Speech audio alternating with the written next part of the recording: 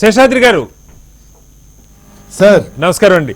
ఈ మొత్తం జరుగుతున్న పరిణామాలని నమస్తే, మీరు ఎలా చూస్తున్నారు? ఒకటి, మన వింగ్ కమాండర్ ఎవరైతే అభినందన్ ఉన్నారో అతను రేపు విడుదలవుతారని చెప్పి పాకిస్తాన్ ప్రకటించింది. ఇది మొత్తంగా అంతర్జాతీయంగా పాకిస్తాన్ మీద వచ్చిన ఒత్తిడి ఫలితం అనుకోవాలా, లేదు ఇమ్రాన్ ఖాన్ ఏమన్నా కొంత రాజనీతిజ్ఞత, నిజంగా శాంతి కామకుడిగా ఆలోచన చేసి నిర్ణయం తీసుకోవడం అనుకోవాలా? అలాగే పాకిస్తాన్ ఆర్థికంగా మరింత పతనం అయిపోతుంది. భారత్ కనుక ఇదే ఊపు కొనసాగిస్తే మొత్తం వాళ్ళ ఆర్థిక మూలాలతో పాటు ఈ తీవ్రవాదానికి సంబంధించిన సంస్థలు కూడా భస్మీపట్నం అయిపోతాయని భావించారా? ఎలా చూడాలంటారు? ఇప్పుడు మీరు చెప్పిన రెండు విషయాలు కూడా దీంట్లో ఇవిడి ఉన్నాయండి. మొట్టమొదటి ఏమిటంటే వింగ్ కమాండర్ని మనకి తిరిగి పంపించడం అనేది చాలా మంచి విషయం. అయితే పాకిస్తాన్ని నా అనుభవంలో నమ్మటానికి వీల్లేదు. నేను 1965, 71 2 యుద్ధాలు చూశాను. ఆ టైంలో సర్వీస్లో ఉన్నాను. వాళ్ళకు ఉన్నటువంటి ఏంటంటే విత్డ్రా చేసుకుని మళ్ళా వాళ్ళు అటాక్ చేసే నైజం వాళ్ళకు ఉంది. అలా ఇప్పుడు వింగ్ కమాండర్ని పంపిస్తున్నారు, బాగానే ఉంది. అది అసలు మనకి ఎంత అవసరమో అంతకంటే ఎక్కువ అవసరం అయింది ఏంటంటే ఈ టెర్రరిస్ట్ క్యాంపుల్ని వాళ్ళకే వాళ్ళుగా నిర్మూలించి చూపిస్తున్నాము అని సాక్ష్యాధారాలతో ఈ ఇంటర్నేషనల్ కమ్యూనిటీకి రుజువు చేసినప్పుడు, తర్వాత ఇంటర్నేషనల్ కమ్యూనిటీ ఒక ఇన్స్పెక్షన్ హోదాలో వెళ్ళి దాన్ని రూఢి చేసుకున్న తర్వాతనే వాళ్ళ ప్రాపర్ పాజిటివ్ స్టెప్ని మనం నమ్మాలి. లేకపోతే వాళ్ళు చేసేది ఇదే, తర్వాత హిస్టరీ రిపీట్ అవుతూ ఉంటుంది మళ్ళీ వాళ్ళతో. రెండోది, ఆర్థికంగా వాళ్ళకి నాకు తెలిసినంత మటుకు 3 to 5 daysకి మించి వాళ్ళు ఎట్టి పరిస్థితుల్లోనూ ఫైట్ చేయలేరు. వాళ్ళ దగ్గర ఆర్మర్ లేదు, వాళ్ళ దగ్గర పొటెన్షియల్ లేదు. తర్వాత ఆర్మీ ఎట్లా తయారయ్యారంటే అక్కడ ఏదో ప్రజల్ని మభ్యపెట్టి ఎప్పటికీ కూడా డెమోక్రసీ అనేది రెక్కలు విచ్చుకోకుండా పూర్తిగా వాళ్ళ అధీనంలో ఉండి వాళ్ళు చెప్పింది చూపించిన బూచిని నమ్మి ప్రజలంతా కూడా ఆ గుడ్డిగా ఈ భారతదేశం అనేదే ఒక బూచి అని చెప్పి చూపించేది ఇప్పటికి మనకి పార్టీషన్ అయిన కాడ నుంచి ఈ 5 యాక్షన్స్ అండ్ వార్స్ లో చేశారండి. ప్రతిసారి వాళ్ళు చేసేది అదే. అయితే ఏంటంటే ఇప్పుడు వాళ్ళు ఇప్పటికీ కూడా ఈ తప్పక పంపిస్తున్నారు. ఈయన్ని కారణం ఏంటంటే ఇవాళ వాళ్ళకి ఒక సందేశం వెళ్ళింది. పంపించారా సరే, ఏమాత్రం ఉపేక్షించినా ఆయన ఇడిపించే అవకాశం కూడా ఉంది అని చెప్పి వాళ్ళకు ఒక శంక పట్టి ఉంటుంది. ఇక్కడ ఒకటి మనం గమనించాలి, 1971లో జరిగిన యుద్ధంలో యుద్ధ ఖైదీలుగా ఉన్నటువంటి మన నావిగేటర్స్ కొంతమంది, అక్కడ పైలట్స్, సైనికులు ఇంకా ఉన్నారు. ఎప్పుడు కూడా సాక్ష్యాధారాలతో చూపిస్తే లేదు అని చెప్పి చెప్తారు. ఏ సాక్ష్యం చూపించినా చాలదని మళ్ళా చూపించమని మేము దీన్ని వీఆర్ ఎగ్జామినింగ్ అని చెప్పి చెప్తారు. కానీ యథార్థాన్ని ఒప్పుకునే నైజం వాళ్ళకి లేదు. కారణం ఏమిటంటే ఆ సత్తా అనేది ప్రజల చేతుల్లో లేదు. ఇక్కడ ఏంటంటే త్రివిధ దళాలు కూడా ఒక క్యాబినెట్కి, ఒక డిఫెన్స్ మినిస్టర్కి, తద్వారా రాష్ట్రపతికి, ఈ రకమైనటువంటి రాష్ట్రపతి ద్వారా ప్రజలకి సమాధానం అవుతూ ఉంటుంది. అక్కడ అలాంటిది ఏం లేదు. సత్తా మొత్తం అంతా కూడా కేవలం ఆర్మీ డైరెక్షన్లో, ఆర్మీ పట్టి చేతుల్లో ఉంది. ఇమ్రాన్ ఖాన్ మరి ఆయన ఏమాత్రం మెజారిటీ లేదు. లేకపోయినా కూడా ఇవాళ ప్రధానమంత్రి హోదాలో ఉన్నాడు అంటే ఆర్మీ యొక్క ఆశీర్వాదం ఆయనకు ఉందని చెప్పి నమ్మాడు. మరి అంత పెద్ద ఇంటర్నేషనల్ స్పోర్ట్స్ మెన్ చాలా చక్కగా హుందాగా వ్యవహరించవలసిందే. ఆయన కూడా మనల్ని మొదట్లో భయపెట్టాడు. యుద్ధం మొదలుపెట్టిన తర్వాత అది మోదీ చేతిలో లేదు, నా చేతిలో లేదు అని చెప్పి అన్నాడు. తర్వాత వచ్చేసి అంతకు ముందల కొంతమంది 72 గంటల్లో దీని రైల్వే శాఖ మంత్రి 72 గంటల్లో తేలిపోతుందని చెప్పి కూడా అన్నాడండి. అంతకు ముందల ఈ ఆర్మీ కానీ తైత్మా వాళ్ళు కానీ ఏమనుకున్నారంటే మొట్టమొదట అణ్వస్త్రాలను ప్రయోగించడానికి కూడా మేము వెనకాడము అని చెప్పి గతంలో చెప్పారు. అదేంటంటే ఇవన్నీ కూడా ఒక రకమైన భయ ఆందోళనలకు వీటికి గురి చేసి కన్ఫ్యూజ్ చేసేసి భయం అనే దాంతో సైకలాజికల్గా చేయాలని వార్ గేమ్ అనేది వాళ్ళ ఉద్దేశం. అయితే వాళ్ళ న్యూక్లియర్ వార్ అనేది వాళ్ళుగా కనుక ఏమైనా చేస్తే నో డౌట్ ఖచ్చితంగా మన భూభాగంలో కొంత పోతుంది. కానీ మరి దానికి ప్రతిచర్యగా అసలు పాకిస్తాన్ అనేది ఉండదు కదా. రెండోది, వాళ్ళకి వార్ హెడ్స్ను ఈ మిజైల్స్ ఉన్నాయి కానీ వాటిని చారవేసే ఎయిర్ పవర్, స్ట్రైకింగ్ పవర్ లేదు. ప్రస్తుతం మన దగ్గర deep striking power, air power తగినంతగా ఉంది. దాదాపు లాహోర్ దాకా కూడా వెళ్ళగలిగినట్టు క్షిపణులు ఇవన్నీ భారత్ దగ్గర ఉన్నాయని మనం ఎప్పటి నుంచో వింటూ ఉన్నాం. అవునండి అసలు అంతకు మించి దరిదాపులో పాకిస్తాన్ పూర్తిగా కవర్ చేసే సామర్థ్యం ఉంది వాళ్ళ. ఓకే రైట్ అండి. యా మీరు లైన్లోనే ఉండండి శేషాద్రి గారు. ఇంకోటి ఇంకో కీలకమైంది రెండు అంశాలు జరుగుతూ ఉన్నాయి. ఒకటేమో ఈ సైన్యం నైతిక స్థైర్యాన్ని దెబ్బతీసే రీతిలో అటు పాకిస్తాన్ నిన్న అభినందన్ మీద చేసినటువంటి దాడి, వాటిని రిలీజ్ చేయడం, అది అక్కడ పౌరులు రిలీజ్ చేశారా సైన్యమే రిలీజ్ చేసిందా అన్నది ఖచ్చితంగా సైన్యమే సోషల్ మీడియాలో డాన్ అని చెప్పి ఒక పత్రికల వాటి వివరాలు అవన్నీ పెట్టడం, ఏ రకంగా అతన్ని ఇది చేస్తున్నామని ఒక దెబ్బతీసే దాన్ని విస్తృతంగా అదేమో ప్రచారంలోకి వెళ్తా ఉన్నది ఒకటైతే వాళ్ళ నైతిక స్థైర్యాన్ని దెబ్బతీసే ప్రయత్నం. రెండవది కొన్ని మన పత్రికలు ఈవెన్ మన మీడియా నేషనల్ స్థాయిలో కావచ్చు రాష్ట్రాల స్థాయిలో కావచ్చు యుద్ధానికి సంబంధించిన రహస్యాలు అనేక ఉంటాయి. భారత ప్రభుత్వం సైన్యానికి మాత్రమే తెలియాల్సినటువంటి అంశాలని ఆ కుటుంబాలు ఎవరున్నారు, ఆ మిరాజ్ ఎవరు నడిపారు, ఇది ఒక ఇన్వెస్టిగేటివ్ జర్నలిజం అంటారంటే చొరబడి అవి తెలుసుకునేటువంటి ప్రయత్నం శృతిమించి ఏమైనా జరుగుతుంది. ఎందుకంటే స్వయంగా అభినందన్ని పాకిస్తాన్ అధికారులు ఆర్మీ అధికారులు అడిగితే అతను చెప్పలా మీరు ఏ ప్రాంతానికి చెందినవాడంటే అతను నేను జస్ట్ డౌన్ సౌత్ అని చెప్పి అతను అంతవరకు చెప్పాడు. అంతకుమించి పూర్తి వివరాలు తన కుటుంబం గురించి కానీ వివరాలు మ్యారీడ్ అంటే మ్యారీడ్ అన్నాడు, అంతకుమించి ఏం చెప్పాడు. కానీ ఇవాళ చాలా పత్రికలు నేషనల్ స్థాయిలో రాష్ట్రాల్లో ఆ కుటుంబ వివరాలు మొత్తం సోదాహరణంగా, అలాగే ఎక్కడెక్కడ మనకి స్థావరాలు ఉన్నాయి, మిరాజ్ విమానాలు ఎవరు నడిపారు, ఇవన్నీ బయటికి రావటం నిజంగా వాళ్ళ భద్రతకు కానీ దేశ భద్రతకు కానీ మంచిదేనంటారా? కానే కాదు, ఇది చాలా చెడు హ్యాబిట్.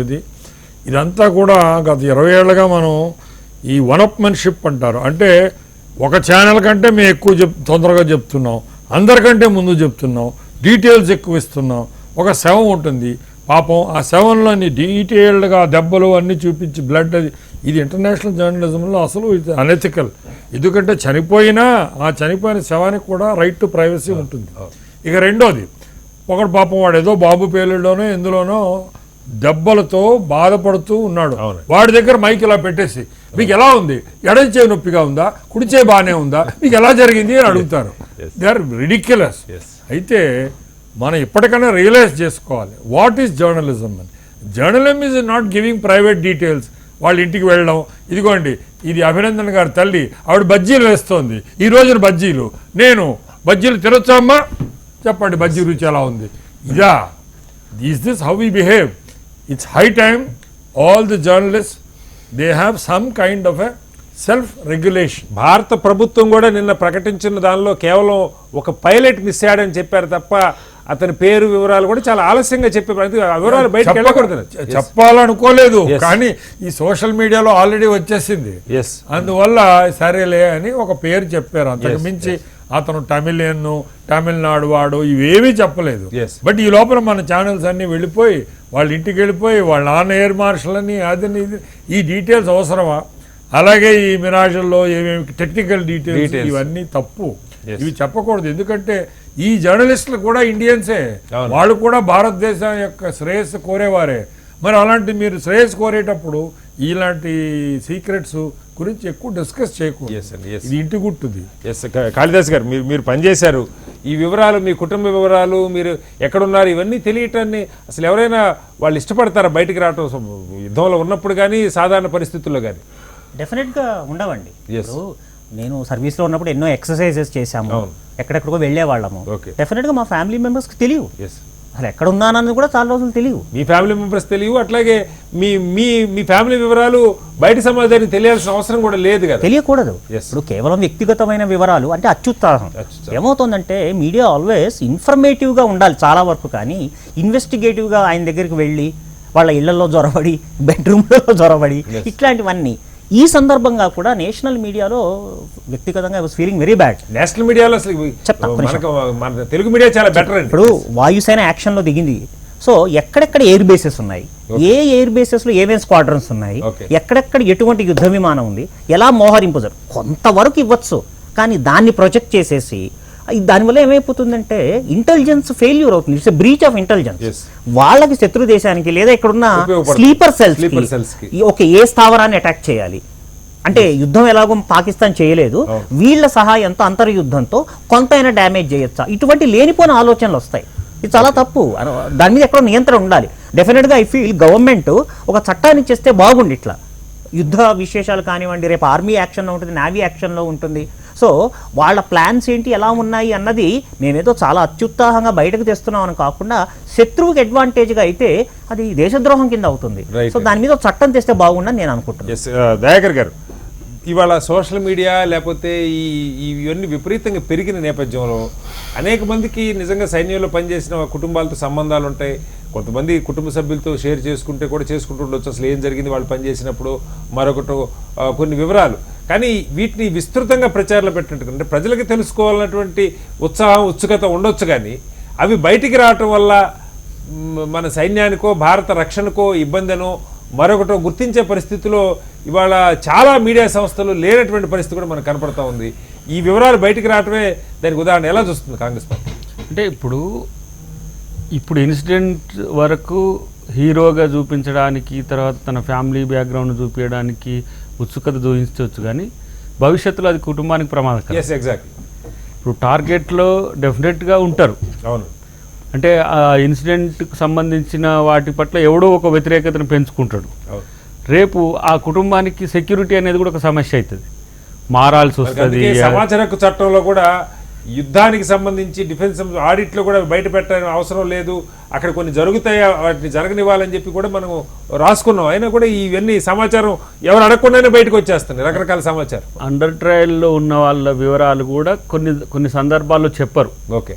అంటే కుటుంబ సభ్యులకు సమస్య వస్తుందని కూడా మళ్ళీ విడుదల తర్వాత వాళ్ళకి తెలుస్తుంది, కానీ అది సైన్యంలోకి పోయినట్టే ఉంటుంది, లేదంటే ఎక్కడ ఉంటే అక్కడ ఉంటుంది. బట్ ఇక్కడ అంటే మనం సోషల్ మీడియా ఎక్స్ప్లోజన్ కానీ సరే మీడియా కొంచెం ఎన్క్రోజ్ అవుతున్న దాన్ని చర్చిస్తూనే వాళ్ళ భద్రతకు సంబంధించిన అంశాన్ని కూడా మనం ఆలోచించాల్సిన అవసరం ఉంది. కానీ ఈరోజు ఎవరు కూడా దానికి తీసిపోవట్లేరు. ఇది టీఆర్పీల కొరకు, ఇప్పుడు యుద్ధాన్ని టీఆర్పీల కొరకు జరిగే చర్చలు గానో లేకపోతే అంతకంతకు ఎప్పటికప్పటికి డైనమిజం కొరకు అని చెప్పేసి ఆ క్షేత్రాలకు వెళ్ళి తీసుకుపోయి చేస్తున్న ప్రయోగాలు ఏవైతే ఉన్నాయో అవి భవిష్యత్తులో వాళ్ళకేం పెద్దగా మేలు చేయవు, దేశానికి కూడా పెద్దగా ఉపయోగపడవు. కానీ గ్రౌండ్ రిపోర్ట్ కూడా ప్రజలకు భరోసా కల్పించే విధంగా ఉండాలి. ఇది మీడియా రెస్పాన్సిబిలిటీ. ఎగ్జాక్ట్లీ. ఫోర్త్ ఎస్టేట్గా యుద్ధంలో ఏ వ్యూహాలైతే సైన్యం కానీ లేకపోతే నేవీ కానీ ఎయిర్ ఫోర్స్ కానీ ఎంచుకుంటుందో ఆ సీక్రసీని బయటపెట్టద్దు. ఆ సీక్రసీని బయట పెట్టడం వల్ల శత్రువు కూడా సమాచారం బయట పెట్టక్కర్లేదు, ఆ వ్యక్తుల వివరాలు కూడా బయట పెట్ట. ఇప్పుడు జరిగిన ప్రెస్ మీట్ ఉన్నది, ఆ ప్రెస్ మీట్ యొక్క ఇంటెన్షన్ పాకిస్తాన్కి తెలవాలి. ఇప్పుడు వద్దన్నా దీన్ని ట్రోల్ చేసుకోనైనా చూస్తారు. ఇది ఏంటి మన వ్యూహం త్రూ మన మీడియా ద్వారా చెప్పడం, అంతర్జాతీయ మీడియా కూడా చూపిస్తుంది అనుకోండి. కానీ ఈ అనవసరమైన అంశాల జోలికి పోవడం వల్ల, అనవసరమైన చర్చల వల్ల, నిన్ననైతే నేను మిరాజ్ పుట్టుక నుంచి తర్వాత F-16 పుట్టుక నుంచి మొదలు పెడితే అవి ఎవరెవరు నడిపిండ్రు ఇవంతా కూడా ఎక్స్ట్రా. అఫ్ కోర్స్ విజ్ఞానం కొరకు కూడా ఇవ్వచ్చు కాక. ఇప్పుడు మనకి రిపబ్లిక్ డే పరేడ్ జరుగుతుంది దయాకర్ గారు. రిపబ్లిక్ డే పరేడ్ లో మనకి ఇలాంటి ఉద్యమాలను మనం అంతవరకు మనం పెడతాం, ఇవి ఉన్నాయని. కానీ అవి ఎక్కడ ఉన్నాయి, దాన్ని ఎవరు నడుపుతున్నారు, ఇవన్నీ ఇంకా కొంచెం ప్రమాదకరం ఏంటంటే వాళ్ళ F-16 చాలా బలవంతమైంది అని, మనదేంటి మన కాదు MiG-21 అసలు స్పెసిఫికేషన్ లేదని, ఇది అంటే మనకు మనమే క్రియేట్ చేసుకో అనవసరమైన అంశం. అంటే ఒక అంశం వచ్చినప్పుడు దాని చుట్టూరా సంఘటనలు తెలుసుకోవాలని ఒక ఉత్సుకత ఉంటుంది, కానీ అది నెగిటివ్ ఫేస్ని తీసుకోవడం వల్ల మనకు సమాజానికి ఒరిగే సమస్య లేదు. ముఖ్యంగా నేను అంటున్నా కంట్రోలింగ్ పాయింట్ అనేది డెఫినెట్గా ఉండాలి. సమాచారం ఇచ్చే బాధ్యత ఉంది, కానీ సమాచారం వక్రీకరిస్తున్నారు కొంతమంది అయితే. సరే, వాళ్ళు నిన్న వాళ్ళు చూస్తే వాళ్ళ వెబ్సైట్లో ముందు అభినందన్ పట్టుకున్నట్టు తర్వాత తీసేసినట్టుగా, అంటే వాళ్ళు కూడా డ్రామా ఆడిండ్రు. వాళ్ళు కూడా సోషల్ మీడియా వాళ్ళకున్న దాంతోనే వాడిండ్రు, తర్వాత మళ్ళీ తప్పని స్థితిలో పెట్టిండ్రు.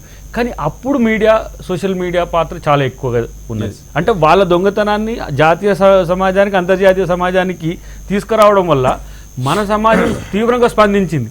దీన్ని కూడా కన్సిడర్ చేస్తున్నారు, ఫేస్బుక్ను కానీ లేకపోతే వాట్సాప్ను కానీ ట్విట్టర్ను కానీ. దీని పట్ల భారత ప్రజలు ఎట్లా ఉండాలనే అంశం కూడా శత్రుదేశము చూస్తుంది, మన దేశము కూడా చూస్తాం కదా. మన నాయకులు కూడా కొంచెం వంకరగా మాట్లాడాలనుకుంటే వాళ్ళు కూడా ప్రజాభిప్రాయాన్ని గౌరవించాల్సిన పరిస్థితి వస్తుంది. అవి రాజకీయ పార్టీలు కూడా, ఈవెందో గవర్నమెంట్ హెడ్స్ అయినా సరే, ఇటువైపు ప్రతిపక్షాలైనా సరే. దీనిలో రాజకీయాలు ఏమాత్రం చొరబట్టడానికి వీల్లేదులేండి.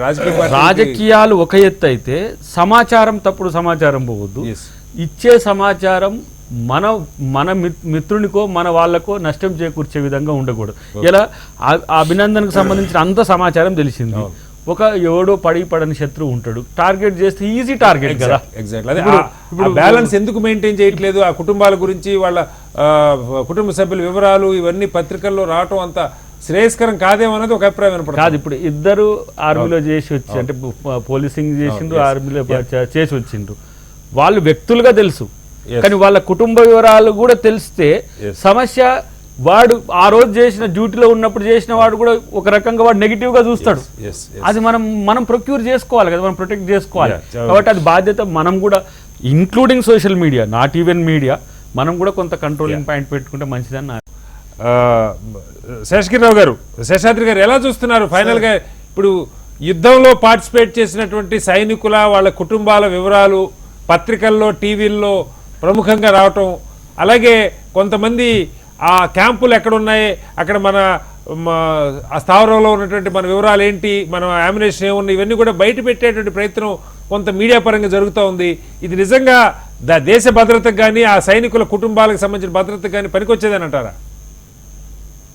ఇది పరిపక్వత లేని సమ్ కైండ్ ఆఫ్ యాక్టివిటీ అండి, ఇమెచ్యూర్ జర్నలిజం అన్నమాట. ఇది నిజానికి ఒక రకంగా చాలా ప్రమాదకరం. ఒక చిన్న ఇన్సిడెంట్ నాకు గుర్తున్న చెప్తాను. చెప్పండి సార్. గ్రూప్ని ఒక ట్రాన్స్పోర్ట్లో వెళ్ళమని చెప్పారు, ఒక ఆపరేషన్లో వెళ్ళమంటే ఆ కన్సర్న్ ట్రాన్స్పోర్ట్ ఆఫీసరు వైఫ్కి తొందరగా కానీ ఫార్వర్డ్ ఏరియాకి వెళ్ళాలని చెప్పి చెప్పాడు. మెయిడ్ సర్వెంట్ వెళ్ళి పక్కన షాప్లోకి అయ్యగారు వెళ్ళిపోతున్నారు, ఆ సరుకు తొందరగా ఇవ్వమని చెప్పి చెప్పింది. ఇంతే, మధ్యదారిలో అడ్డగించారు. అంటే పాస్ ఆన్ అయిపోయింది అన్నమాట ఇన్ఫర్మేషన్. కాకపోతే మన ఆర్మీ పీపుల్ ఎంత అలర్ట్ గా ఉంటారంటే దూరం నుంచి పసిగట్టి వెంటనే ఆ ఎస్కార్ట్ వెంటనే ప్రతిఘటించారు. ప్రతిఘటిస్తే అది తొలగిపోయింది అడ్డంకు. అంటే ఎంత సునాయాసంగా ఆ నోటిజారుడు మాటలు అనేవి అత్యుత్సాహం కనుక ప్రదర్శిస్తే చాలా ప్రమాదకరమైన సందర్భం. అందుకని చెప్పి సమ్ కైండ్ ఆఫ్ ఇప్పుడు అఫీషియల్ సీక్రెట్స్ యాక్ట్ ఉంది, ఉద్యోగంలో చేరే వాళ్ళకి దాని గురించి వివరించిన తర్వాత ఉద్యోగం ఇస్తారు. అదేవిధంగా జర్నలిజంలో చేరేటప్పుడు కంపల్సరీగా వాళ్ళకి some kind of training, some kind of ఆ సిస్టమ్స్ అన్ని నేర్పించిన తర్వాత తీసుకొస్తే అది దేశ భద్రతకి మంచిదే, జనరల్ గా కూడా డిగ్నిఫైడ్ గా ఉంటుంది. ఆ ఇమేజ్ అనేది మీడియా సంస్థలతో ఉందన్నది కూడా తేలాల్సింది. శేషాద్రిరావు గారు, ఎవరు ప్రోత్సహిస్తున్నారు అన్నది కూడా ఒక చర్చ. అయితే ఇక్కడ ఎలా ఉంటుందంటే సంస్థలు ఏ రకంగా చేస్తాయన్నది పక్కన పెడితే ఇమెచ్యూర్ జర్నలిస్టులు అనేది, because I'm a journalist my self. Okay, I was working for some media and చాలా స్ట్రిక్ట్ గా ఉండేవాళ్ళం. మరి అలాంటివి ఏంటంటే పాస్ ఆన్ కావాలి, ఆ వాల్యూస్ అనేవి పాస్ ఆన్ కావాలి. అది సంస్థ బాధ్యత, దాన్ని ఇంప్లిమెంట్ చేసే బాధ్యత ఇండివిజువల్ జర్నలిస్ట్ది. అది కలెక్టివ్ ఎఫర్ట్. అది ఏదేమైనా కానీ చాలా సమయం పాటించి చాలా హుందాగా డిగ్నిఫైడ్గా చేస్తే అన్ని రకాలుగా ఉండదు. ఒక మిలిటరీ కామెంట్సే కాదండి, జనరల్ కామెంట్స్లో కూడా పొలిటికల్గా కూడా రిఫ్రైన్ అనేది ఉండాలి. ఓకే సార్, మనకి టైం ఇచ్చిపోతుంది. శివరెడ్డికి రాకరగా నిన్న జరిగిన పుల్వామా సంఘటన కూడా సమాచారం ముందే బయటకు వెళ్ళటం వల్ల ఖచ్చితంగా అది తీవ్రవాదులే చేసి ఉండొచ్చు, లేదు కొంతమంది సమాచారం చేరవేసి ఉండొచ్చు. సైనికులకు సంబంధించిన సమాచారం బయటకు వెళ్ళబెట్టి దాడి జరిగింది. ఇవాళ చాలా పెద్ద ఎత్తున ఈ ప్రయత్నం మీడియా పరంగా జరుగుతూ ఉంది. సోషల్ మీడియాలో ఇక ఎవరు నోటికి వచ్చినట్టు వాళ్ళు రాస్తున్నటువంటి పరిస్థితి. ప్రభుత్వ పరంగా కొన్ని చర్యలు ఏమైనా తీసుకునే అవకాశం ఉంది ఇలాంటి సంఘటనల మీద? ఇప్పుడు ప్రభుత్వ పరంగా అంటే బేసికల్లీ మీరు ప్రింట్ మీడియా అనుకోండి, we can complaint to press council of India. మీరు ఎలక్ట్రానిక్ మీడియా అనుకోండి, అది నాకు తెలిసి పెద్ద నియంత్రణ సంస్థలు ఉన్నట్టు నాకేం తెలియదు. Try no way is connected basically. అది